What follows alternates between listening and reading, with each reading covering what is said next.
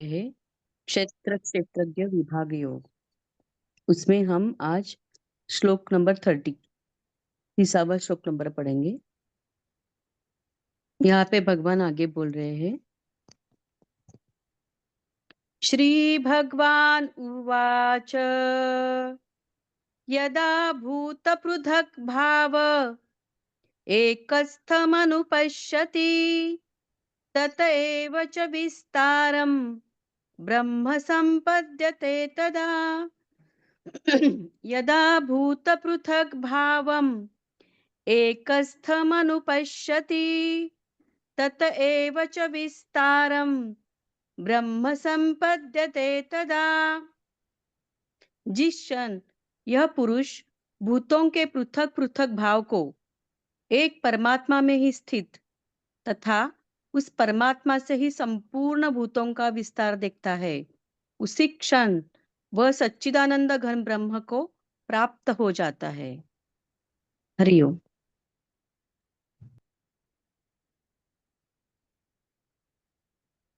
आज का पहलू, आज का प्रश्न वैसा ही है, क्षेत्र क्षेत्रज्ञ की और साझा हो रहे हैं। बार बार समंदर आकाश की बात आती है।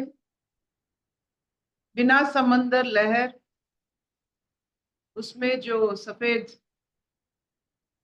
जो साबुन में जैसा होता है, जैसे वी कॉल इट, क्या कहते हैं, फ्रॉथ।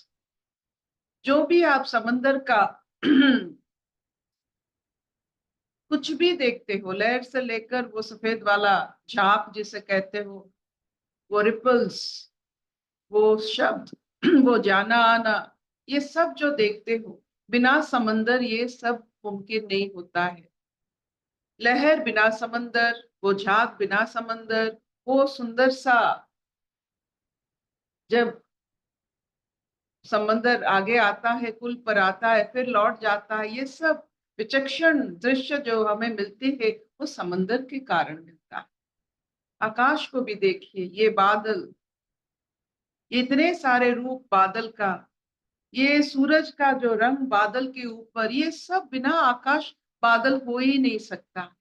शक्ति और ब्रह्म एक दूसरे की परिपूरक है। बिना ब्रह्म शक्ति का कोई महत्व नहीं है। ये जो समझता है, जो अपने शक्ति को, अपने जीवन को, अपने सब कुछ को, जो भी उसका अनुभव हो रहा है, जो उसको ब्रह्म से जोड़ सके, वो ब्रह्म के लिए आप ये सब अनुभव कर रहे हो। बिना ब्रह्म, बिना सतचित घन, आपकी कोई अनुभूति हो ही नहीं सकता। तो हम जो नाच रहे हैं, कूद रहे हैं, आनंदित हो रहे हैं, दुखी हो रहे हैं, ये सब ब्रह्म के कारण। बिना ब्रह्म ये सब अनुभव नहीं होता है। शैशव से लेकर वृद्ध अवस्था ये ब्रह्म के कारण होता है। ये जो सारे हमारे तत्व, ये प्रकृति हमारे साथ इतने सारे रूप दिखाती है, ये सब ब्रह्म के कारण। तो कोई ऐसा है जो बदलता नहीं है, जिस पर कोई बदल रहा है। अगर आपके घर में कोई बदल रहा है, इसका मतलब आपके घर में कोई ऐसा है जो नहीं बदलता है। तो ये जो संगम होता है, बदलना और नहीं बदलना, ये सबसे बड़ा संगम होता है। ये ब्रह्म और शक्ति का संगम होता है। आप देखिए, हमारे वैदिक क्रिया में हम उसे पुरुष प्रकृति कहते हैं और तांत्रिक क्रिया में शिव शक्ति कहते हैं।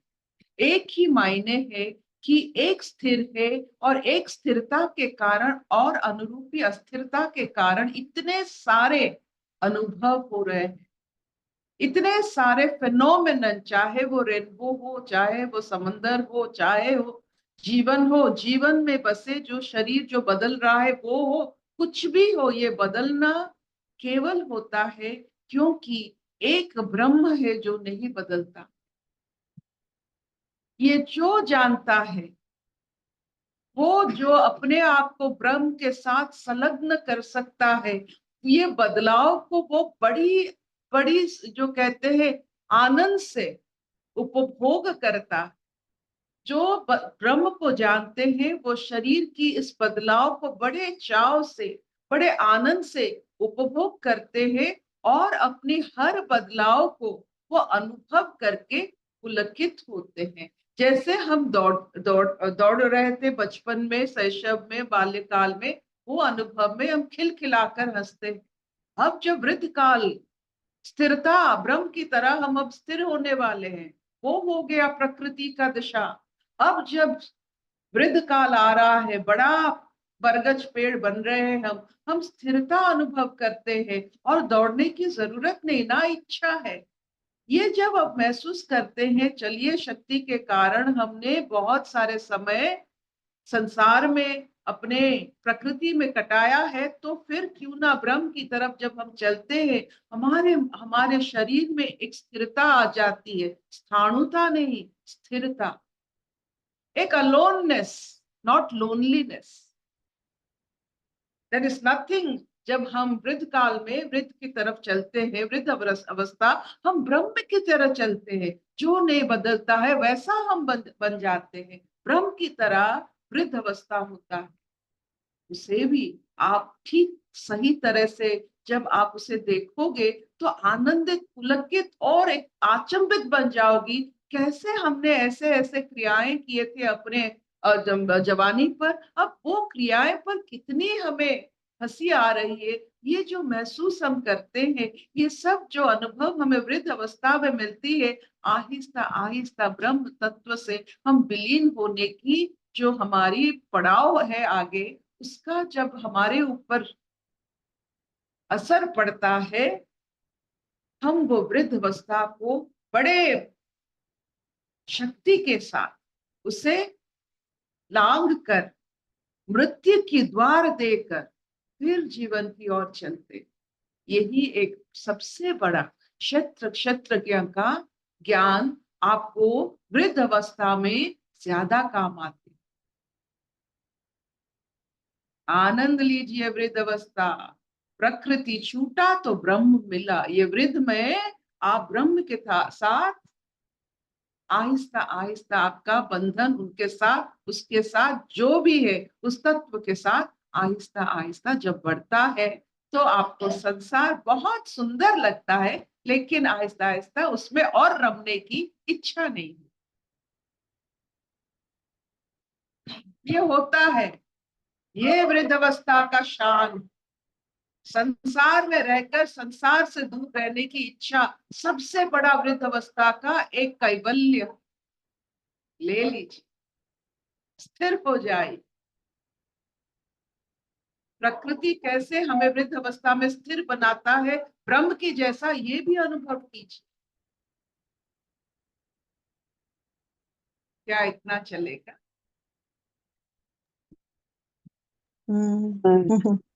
चलेगा। अशतो मां सद्गमय, तमसो मां ज्योतिर्गमय, मृत्युर्मां अमृतंगमय। सर्वे सुखिनः सन्तु, सर्वे सन्तु निरामया, सर्वे भद्राणि पश्यन्तु, मा कश्चित् दुःखभाग् भवेत्। ओम शांति, शांति, शांति।